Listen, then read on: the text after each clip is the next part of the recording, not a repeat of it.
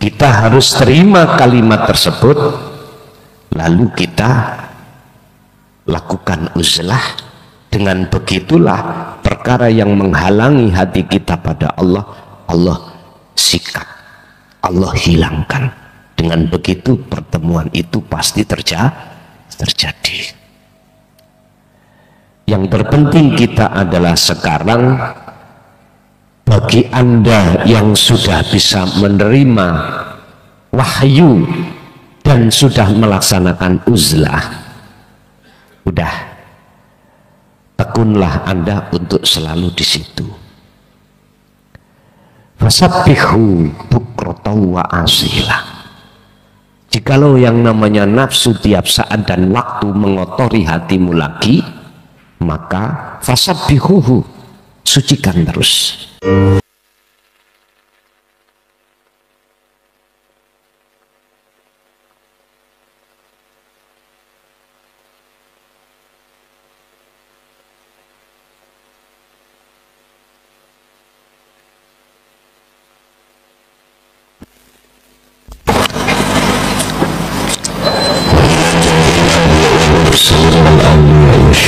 Salihin wattabi'ina tabi'ina salihina ila yaumiddin wa ila abaina wa ummatina wa azdadina wa masyaikhina wa auladina wa azwajina wa dzurriyyatina wa jami'i man tabi'ana wa ghairuhum sayulillahi lana wa lahumul fatihah.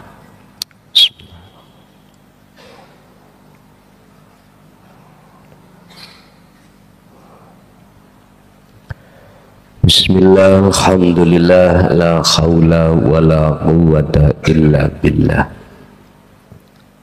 Asyhadu an la ilaha illallah wa asyhadu anna Muhammadan abduhu wa rasuluh.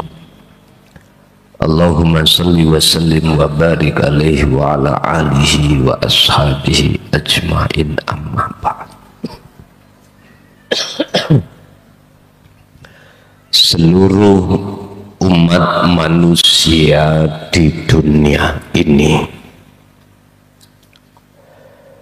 mesti mengalami satu proses di mana mereka meninggalkan Tuhannya dengan sebab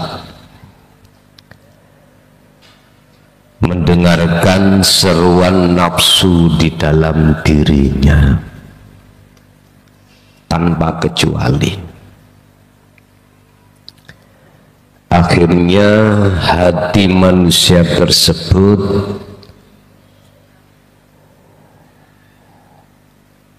akan menjadikan hati yang tertutup oleh sesuatu yang sesuatu itu dia jadikan sebagai Tuhannya.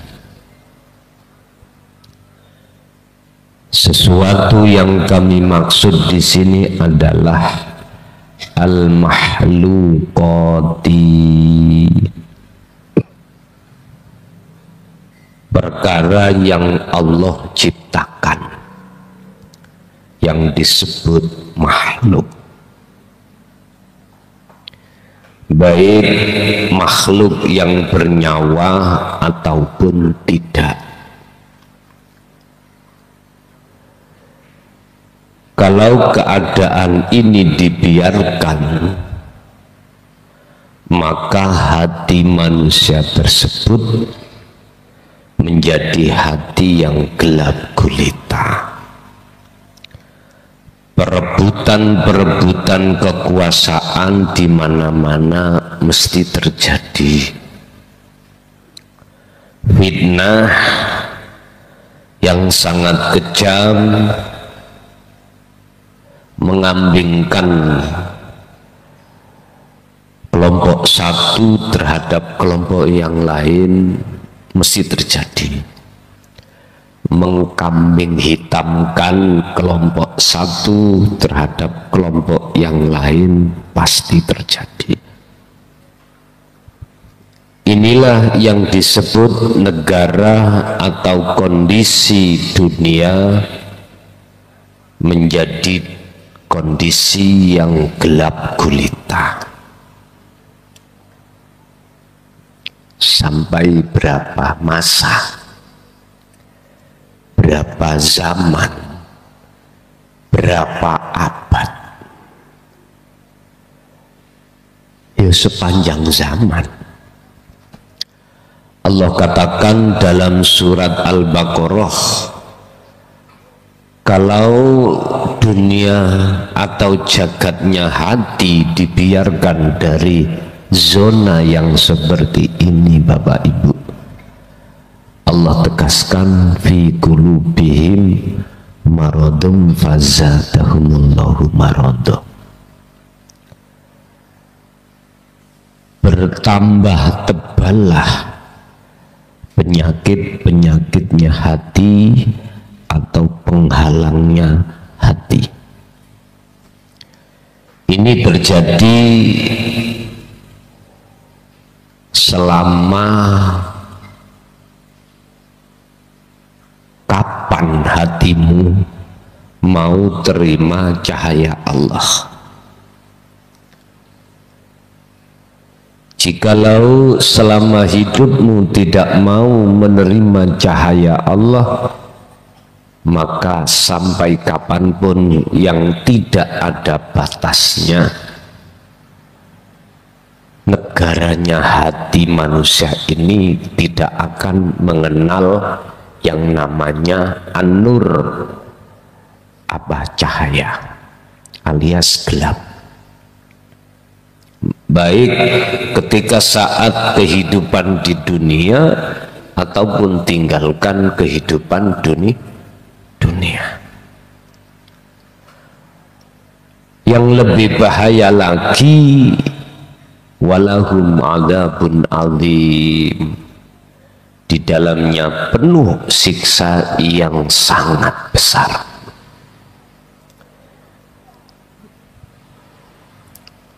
Bapak Ibu hadirin rahimakumullah, yang menjadi pertanyaannya sekarang adalah di saat kapan dunia ini menggelapkan hatimu,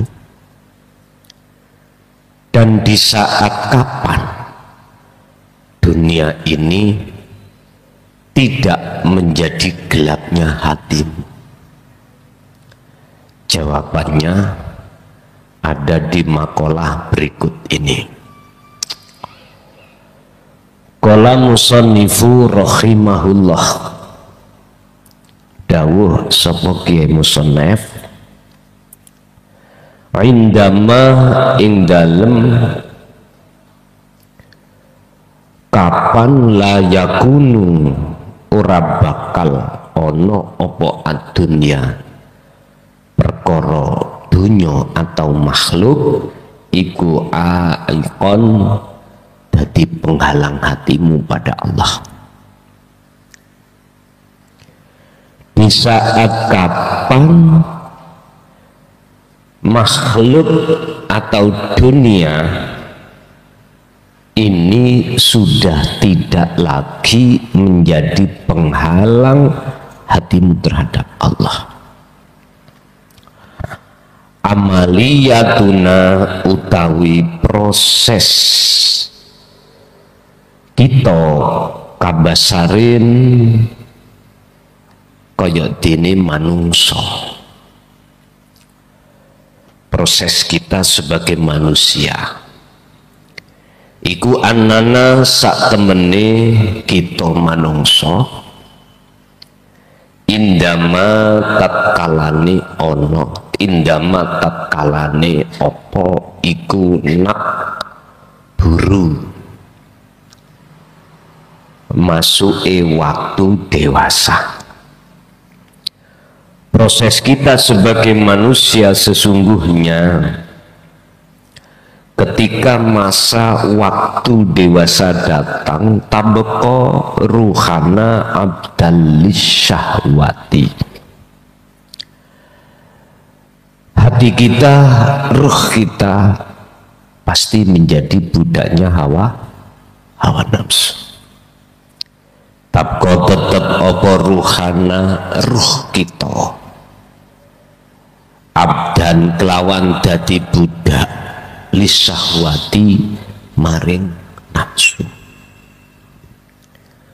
Posisi kita sebagai manusia masuk di masa balik, masa dewasa, disitulah awal dari kegelapan hati dimulai.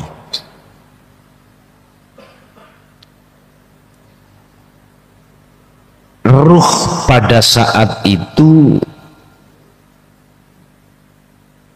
akan beriman terhadap nafsu lewat perkara-perkara yang nafsu hidangkan terhadap diri kita.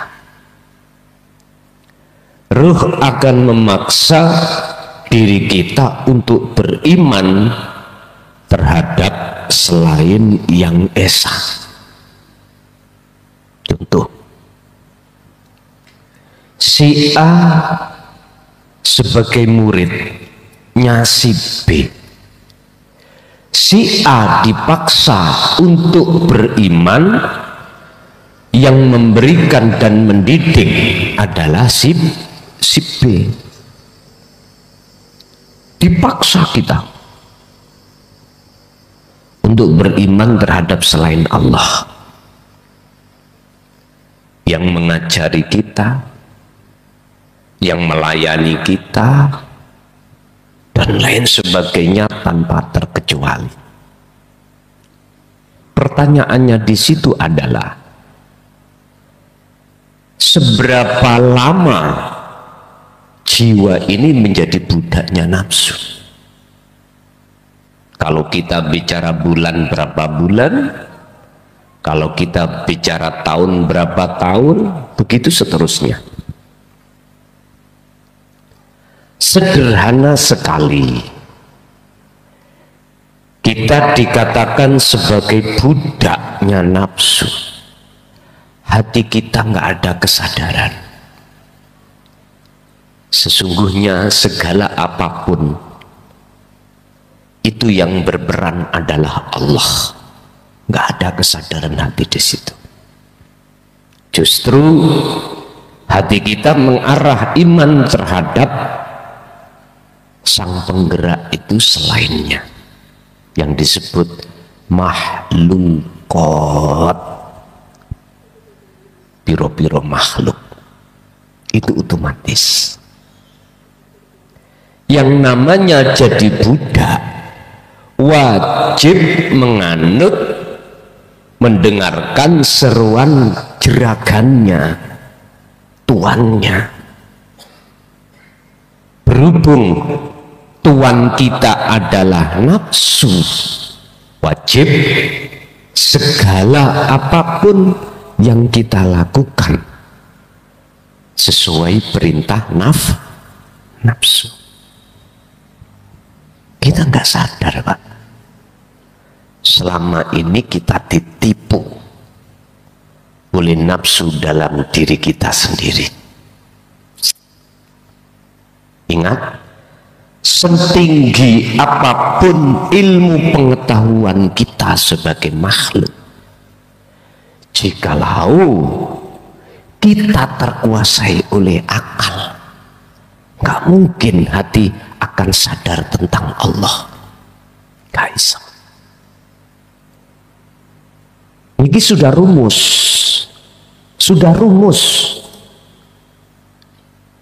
Setinggi apapun ilmu pengetahuan kita, ilmu apapun, jikalau diri jiwa ini terkuasai oleh akal, maka tidak ada kesadaran tentang Allah.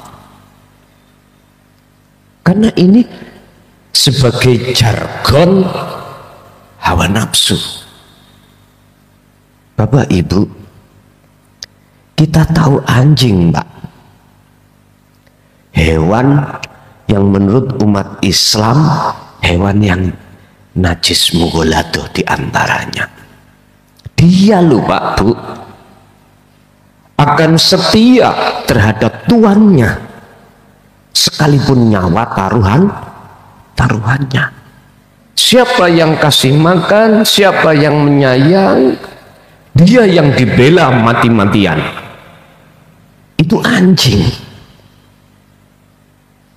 Sehingga mengapa anjing dijadikan dalam hadis satu tamtsil atau percontohan, menjadikan sebab wanita nakal itu tadi masuk rahmatnya Allah. Kok bukan kuciangai atau ayam atau yang lainnya? Artinya apa? Jikalau kau berlaku sifatnya Allah pada diri anjing, berlaku sifatnya Allah apa? Bertajalinya Anda. Uang anjing aja itu Allah kasih rahmat, apalagi selain anjing. Ngerti nggak maksudnya? Dalam arti kata lain, laku sejelek apapun di mata manusia loh ya, termasuk molimo wis pol rusake, tapi jikalau hatimu bertajalli, ini loh akan bisa menarik rahmatnya Allah terhadap jiwamu. Apalagi laku perkara yang selain daripada molimo.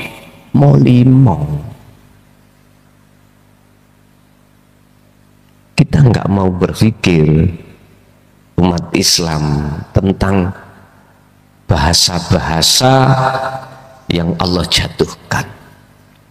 Kita cumannya itu, kita manusia biasanya sukanya itu, yaitu tadi anjing yo anjing, itu aja. Heta wong anjing aja tahu siapa tuannya, kita manusia nggak tahu tuan kita.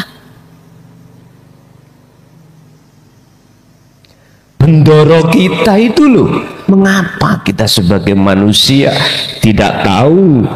Padahal bendoro kita selalu perhatian kita.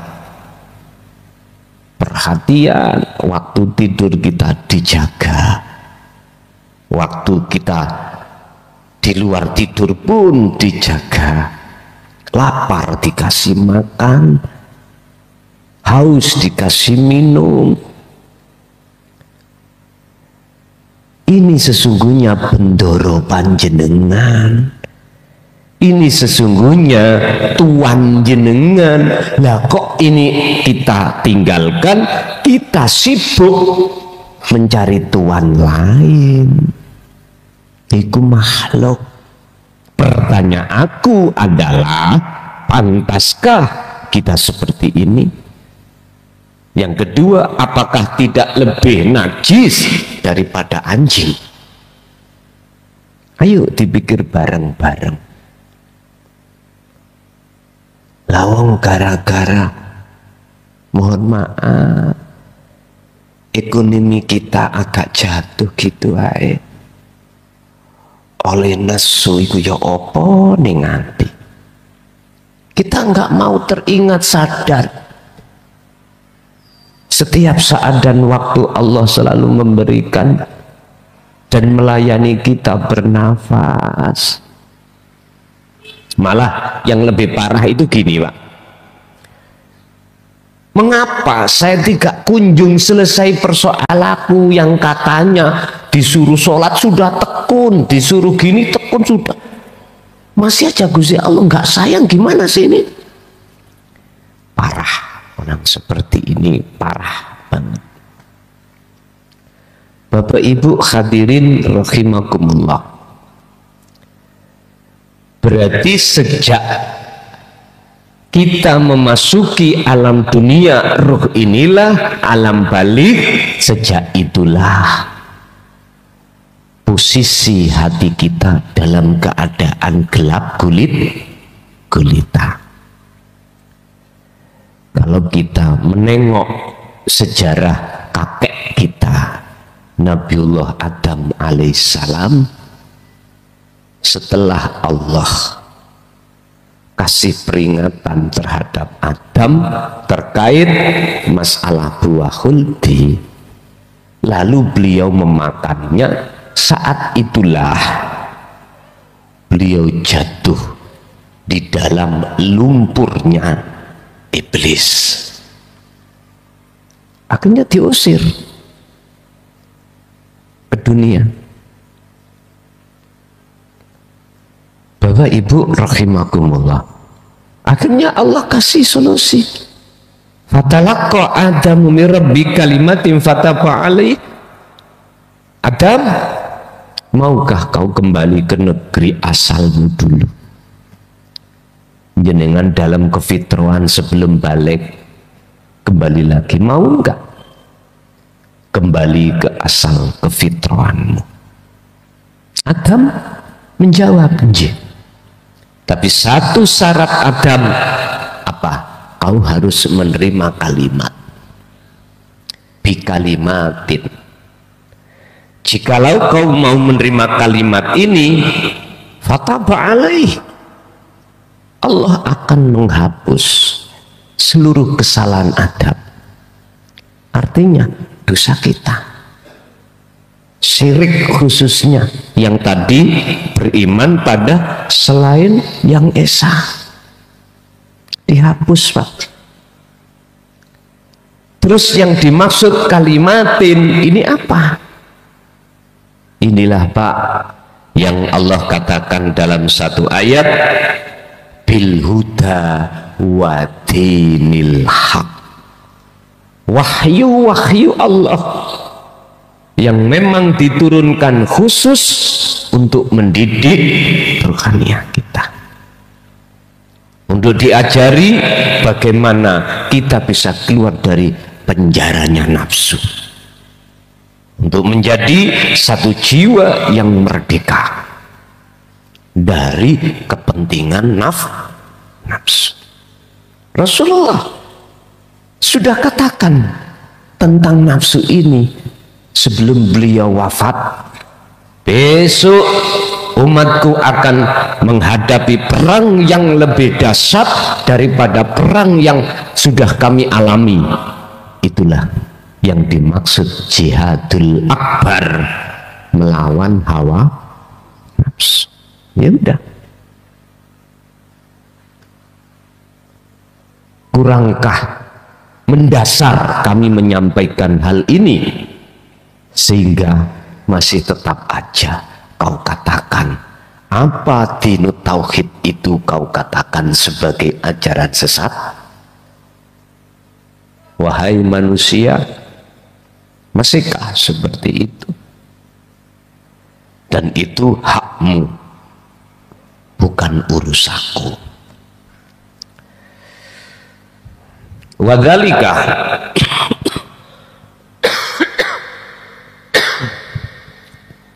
utawi mengkunu khina iku tak itu ngimani sapa apa kulubuna piro-piro ati kita fil makhluqat, in dalam makhluk. Ya saat itulah iman di dalam dada kita beriktikat beriman terhadap makhluk. Berarti kita pindah jeragan, pindah tuan.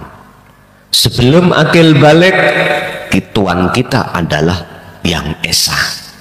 Setelah akil balik, mulai hati atau ruh kita bertuan atau bertuhan terhadap selain Allah. Makanya saya katakan dengan gamblang ini, Anda sadar atau tidak? Yang sifatnya makhluk, annaha ing sak temene makhluk,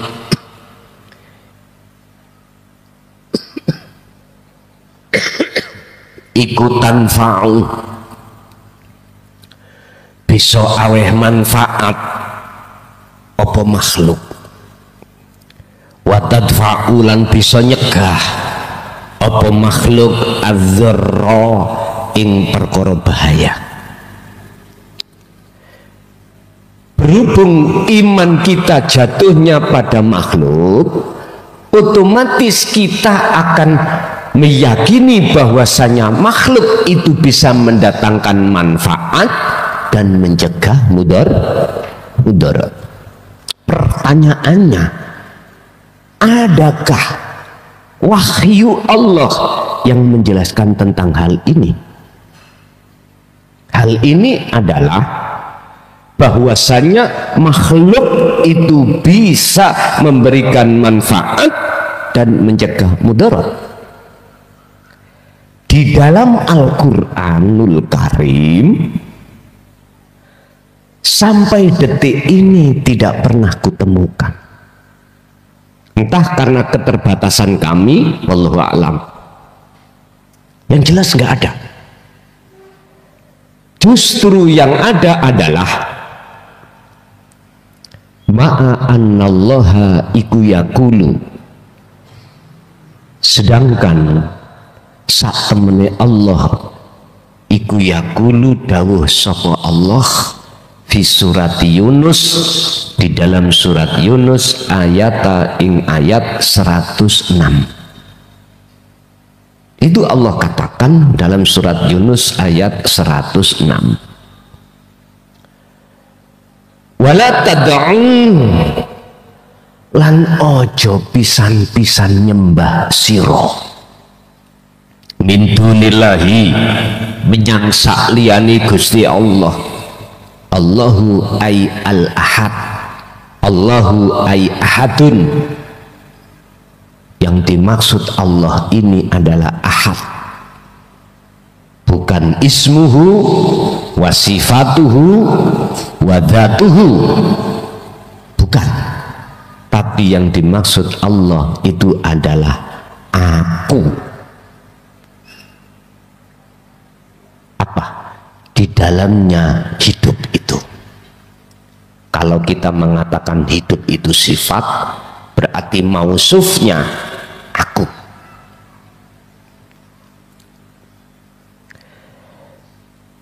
Yang sifatnya selain Allah, ma ing opo. Ma iki penjelasannya adalah ai al asnam, dikatakan berhala.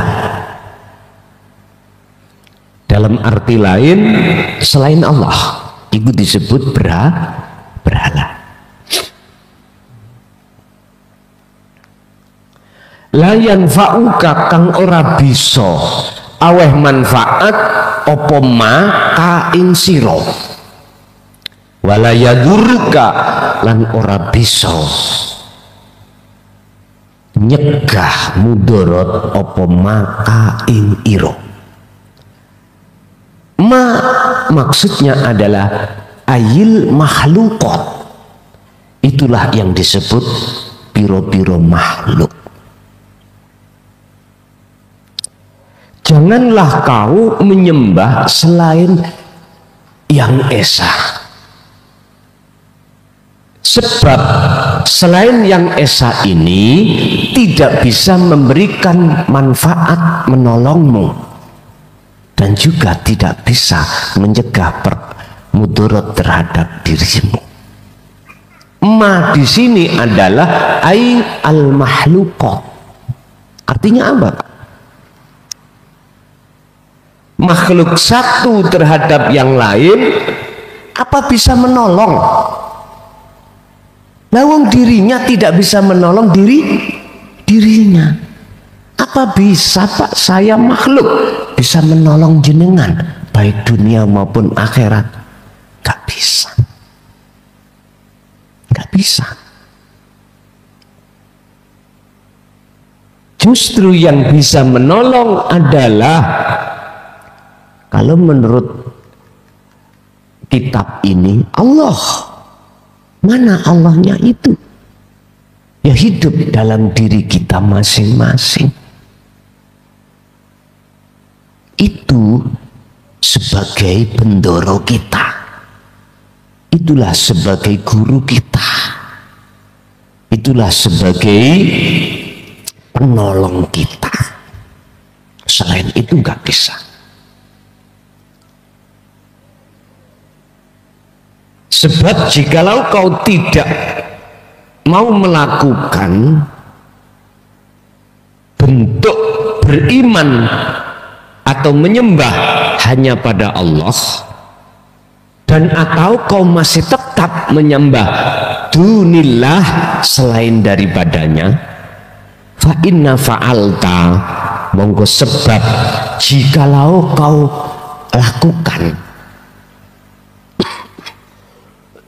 fa inna fa'alta monggo yento agawe siro, fa inna ka monggo sak temene siro iku idzan dumadaan iku minadz zalimina, monggo kau disebut wong sing zalim. Jikalau kau tetap melakukan menyembah, beriman terhadap selain yang esa, maka ruhmu ini disebut sebagai orang yang zalim. Walaupun fisikmu itu ngalimnya luar biasa, bahkan ahli ibadah, mohon maaf Pak, iblis itu tanpa jeda Pak, oleh ibadah itu tanpa jeda. Azazil itu nyembahin nang Allah, memuji terhadapnya itu tanpa jeda. Nah wong kita si ukur wis kemelawelet. Ngerti ukur?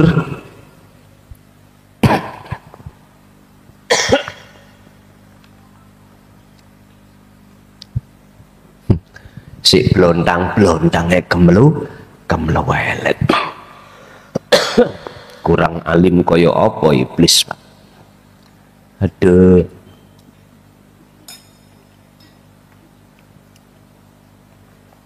Apakah ada wong sing alim kemlelet, ahli ibadah kemlelet, ahli wirid kemlelet, ahli zikir yang tidak khudur itu kemlelet?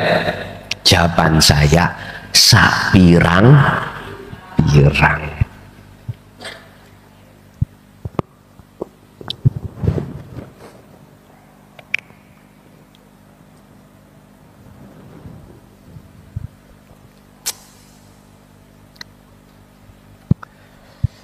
Idam minadz zalimin, disebut orang sing zalim. Sangka dene zalamah, gelap. Diartikan gelap. Gelape wong sing gelap. Petenge wong sing peteng. Dalam kiasan lain ada yang mengatakan hati yang keras, ya, ada yang mengatakan hati sing atos. Ya, seperti ini.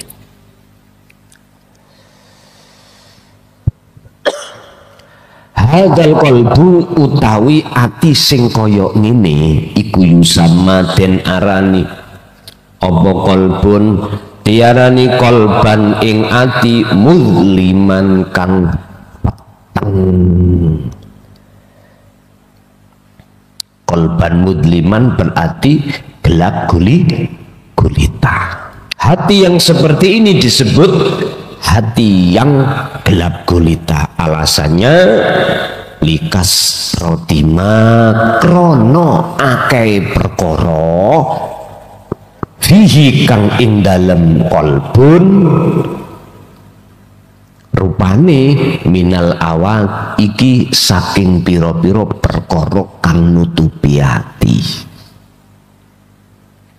Mengapa disebut sebagai hati yang gelap gulita?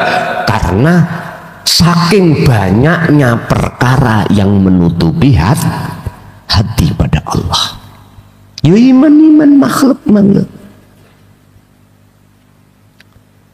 Semakin tebal tutup hati manusia tersebut, maka semakin gelap hati kita pada Allah, dan semakin jauh otomatis. Bagaimana solusinya sebelum kematian itu datang?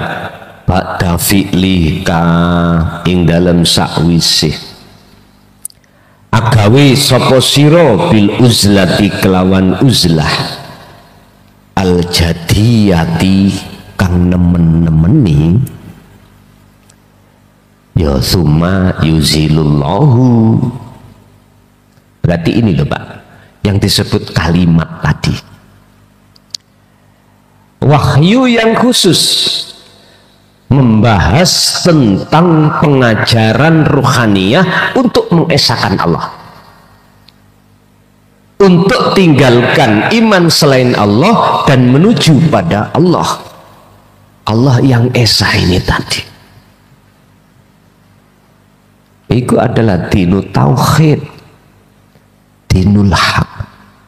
Kalau kita ngikuti wali Gusti Allah dulu Pak, beliau tidak menyebutkan dinul tauhid atau dinul haq.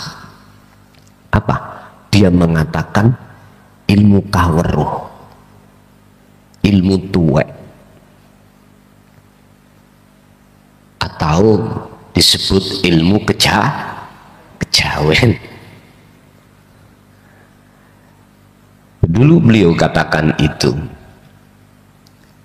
padahal Qur'annya ada.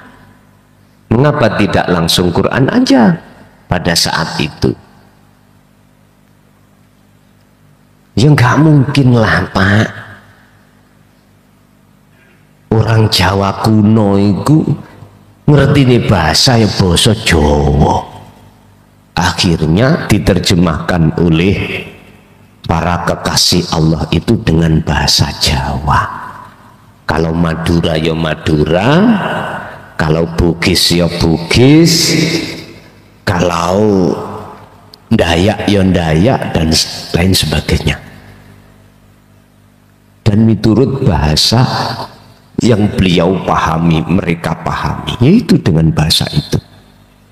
Dan semuanya membawa kalimat wahyu, membawa kitab, membawa kitab masing-masing, dan kitabnya sama. Kitabnya orang Jawa, kitabnya orang Madura, Bugis, Dayak, dan lain sebagainya. Apa kitabnya itu? Namanya kitab kuno, atau kitab yang bersifatkan kauniyah. Makanya disebut kuno. Kauniyah itu apa? Alami loh Pak, alam.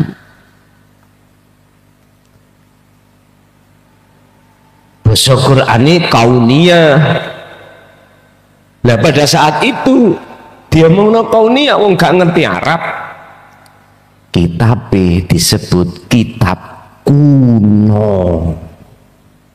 Ada saya kitabnya. Sebelum Pulau Jawa ini ada, kitab itu sudah ada. Apakah bentuk kertasnya tinggi? Nyun sewu. Iki nek sampean waca ditulis sampai ndak sampean buta ora bakal bisa ngerti maksudnya. Lah enggak nek diwaca. Tapi Anda akan bisa mengerti maksudnya tulisannya itu harus dengan rasa. Anda membacanya bukan dengan akal, tapi dengan rasa. Baru Pak ketemu maksudnya. Bentar lagi Pak Gemehno, kitab yo jumlahnya 30 juz. Podo 30 juz. Tapi nek tulisannya koyok cacing, jenengan gak iso maca resikomu dhewe. Sing penting mesti tak tulis kok. Dan urusan apa nanti jadinya ya sembuh wis ora tak pikir, sing penting wae mancing ngoten mawon. Apa bingung-bingung. Ketika kalimat itu sudah Anda terima, nyatanya sudah Anda terima. Ba'da fi'lika bil uzlati al jadiyati, lalu jenengan melakukan uzlah, summa yuzilu mongko bakal nuli ngilangake sapa Allahu Gusti Allah al-ghita alladzi al-ghita'a ing pira-pira tutup. Maksudnya tutupin ning atimu. Sifate ghita alladzi kang fi qalbika kang nutupi ing dalem peninggal atimu. Allah akan lenyapkan itu semuanya di saat sudah tekunnya Anda untuk beruzlah. Ini Allah akan bersihkan atau Allah lenyapkan. Wa akhiran, dan akhirnya tazulu, bakal hilang opo ad-dunya, tutup man yang disebut dunia dalam dirimu. Yang dunia tadi sifatnya adalah allati kang hajabat kang nutupi opo dunya qalbaka ing ati ira billahi kelawan Allah Ta'ala. Yang tadinya dunia itu sifatnya sebagai penutup antara ruh dengan Allah, sekarang sudah tidak, karena sudah dihilangkan oleh Allah dari sisi wujudnya dunia. Berarti ini loh Pak, detik-detik dunia sudah tidak terpengaruh pada hati Anda.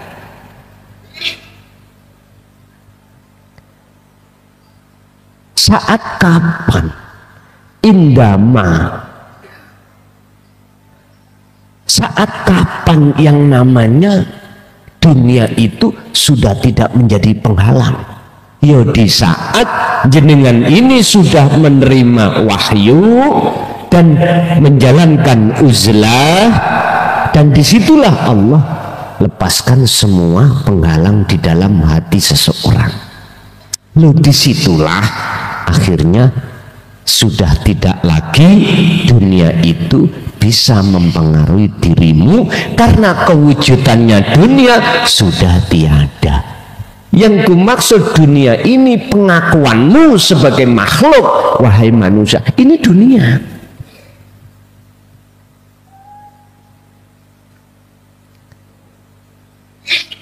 Terus di saat itu apakah diri kita itu sudah dikatakan makrifat atau bertemu Allah? Iya, betul. Apakah di saat itu sudah dikatakan si salik usul pada Allah? Betul. Apakah saat itu sudah disebut Anda masuk di dalam alam akhirat? Betul sekali. Apakah saat itu Anda sudah ketiadaan diri Anda sebagai makhluk dan bertemu diri sejati? Iya, betul. Pertanyaan sing terakhir sing gak ngenak no ati, apakah enggak gendeng?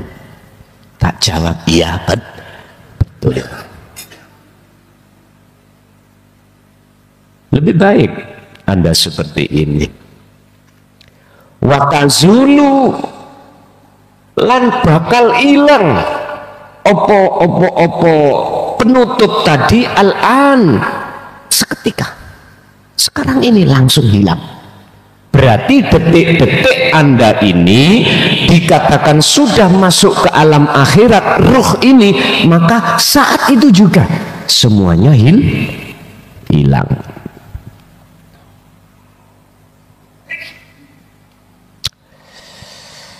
Al-khulasatu utawi ringkesan Anallaha ing sak temene Gusti Allah iku yuzilu bakal ngilangake sapa Allah al-watu'a ing watu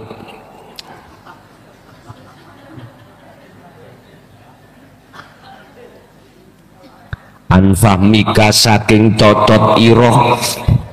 Wis sami mawon to. Nek wis ketemu tombo nih ngono to. Lah tombo memang ya wahyu tadi. Iku ya zilu. Bakal ngilangake sapa Allah al-ghita'a ing tutup angkol bika saking ati ira iku idza tarokta dengan catatan. Sesungguhnya Allah akan menghilangkan semua hijab tutupnya hatimu, mendung-mendungi hati. Iku idza tarokta dengan catatan tatkala ninggalake sira ninggalake ad-dunya ing iman sakliyane Allah yaitu dunya. Kama kaya keterangan takodama kang wis den tutur takodama kang wis dhisik kan den terangake apa ma fi suratil Ankabut ing dalam surat Al-Ankabut al-ayatani ing ayat loro rupane ayat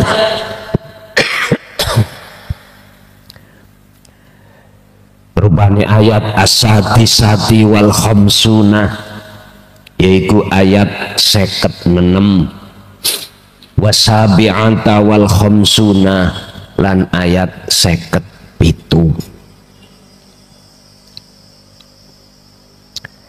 Di ayate iku ning buri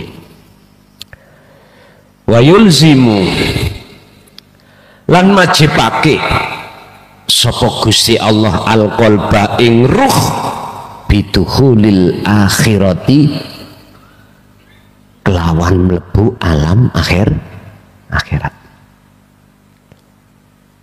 Allah majibake ruh itu untuk masuk di alam akhir.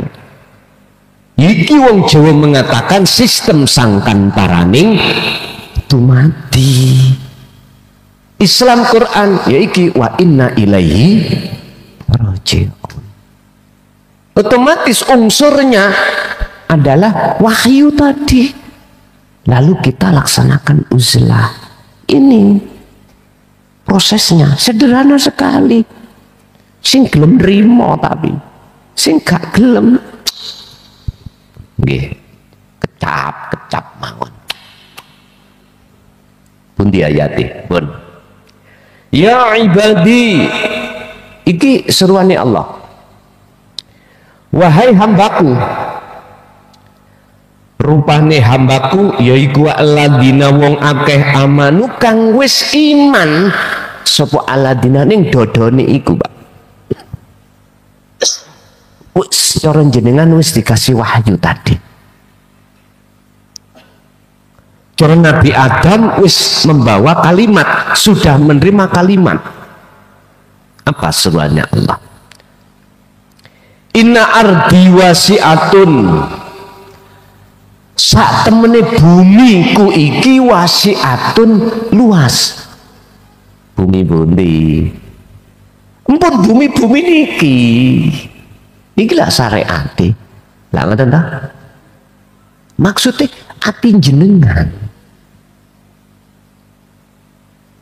Dirubani fa iya ya mung nango aku iku fa'budun imanmu nyembahi nang aku ning bumi iki berarti jasad kita, Pak. Ini banyak jus-jus apapun di dalam jasad kita. Fa iya ya, ayatnya mengatakan hanya padakulah fa'budun nyembah sira ing ingsun. Aku ini jero atimu lho, ngoten lho. Ya iku alam akhirat. Ruh iki depo nang kuno, mlebu ngoten lho karepe. Wis diluasno maneh. Alam dunya miturut wong syariat ya dunya niki kata. Inna ardi sak temene bumi ingsun iku wasi'atun luas. Oleh sebab itu fa iya ya dole ono aku, hanya padaku rupane mencari adalah fa'budun nyembah sira ing ingsun. Bagaimana kita akan bisa menyembah dengan benar kalau kita belum ketemu? Mboten saged. Gampang ini ngomong, apa aku bisa punya anak dengan Mbak Desi? Lawang aku gak tahu ketemu. Ora bisa. Iki cara akal lho Pak, logika. Bagaimana aku bisa punya anak sama si A? Lawang aku belum tahu nikah atau belum ketemu si A. Ora iso. Ya kudu ketemu nikah dulu baru bisa punya anak. Ini logika. Maksudnya adalah bagaimana hatimu akan jadi hati yang hidup, bersifat-sifatnya hidup, lawang sementara kita belum ketemu sang hidup. Mohal. Jadi hati kita masih tetap dikatakan sebagai hati yang mati. Jare wong Jawa biyen lah ana wedhus koset ngene meteng. Mboten. Tapi koset sih amen.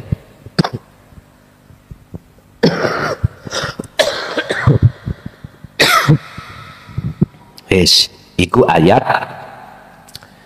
yang ayat 56 yang menunjukkan perintah jenengan untuk apa namanya masuk di alam akhirat untuk bertemu Allah. 57 kullu nafsin, kalau kita tidak lekas cepat untuk masuk ke alam akhirat Bapak Ibu di dunia ini, Allah katakan kullu nafsin, utawi saben-saben jiwa ruh ini iku dha'iqatul maut, pasti ngalami kematian. Kalau kau tidak lekas kembali masuk kembali dan bertemu Allah di dalam alam akhirat, kematian itu akan terjadi. Jikalau itu sudah terjadi sementara kita belum ketemu Allah, apa jadinya? Summa ilaina, mongko nuli den peksa, ilaina dikembalikan sapa ingsun kita, summa ilaina mongko nuli utawi kita iku turjauna dipeksa den balekake sapa kita semuanya. Inilah ayat ini maksudnya summa ilaina turja'un, ini golongan yang ahli azab. Ini golongan kita sebagai ahli azab atau golongan hati yang gelap gulita. Wong dikon balik bolak-balik ya orang gatekake. Ya udah tak paksa nih. Ini kullu nafsin dha'iqatul maut, tak paksa nih. Untuk dimasukkan kemana? Itu tadi fi qulubihim maradun fazadahumullahu marada. Terus walahum adzabun adzim. Ya sudah. Makanya wahai manusia, lewat media yang sangat sederhana ini bukan berarti kami itu menyalahkan Anda, enggak. Kami menjelaskan sejak kapan hati kita gelap, sejak kapan hati kita menjadi hati yang terang benderang, sejak kapan hati kita menjadi hati yang mati, dan sejak kapan hati kita menjadi hati yang hidup. Tadi ada satu pertanyaan, siapa sesungguhnya Allah itu? Terus bagaimana cara bertemu Allah? Terus bagaimana juga cara kami berkholwat? Yang terakhir ada 4 perasaan saya itu. Maksud zikir sebagai alat untuk bertemu Allah. Ternyata jawabannya pada malam hari ini tadi, Pak. Kita harus terima kalimat tersebut, lalu kita lakukan uzlah. Dengan begitulah perkara yang menghalangi hati kita pada Allah, Allah sikat, Allah hilangkan. Dengan begitu pertemuan itu pasti terjadi. Yang terpenting kita adalah sekarang, bagi Anda yang sudah bisa menerima wahyu dan sudah melaksanakan uzlah, udah tekunlah Anda untuk selalu di situ. Fasabbihu bukratan wa asila. Jikalau yang namanya nafsu tiap saat dan waktu mengotori hatimu lagi, maka fasabbihuhu, sucikan terus dengan cara berzikir.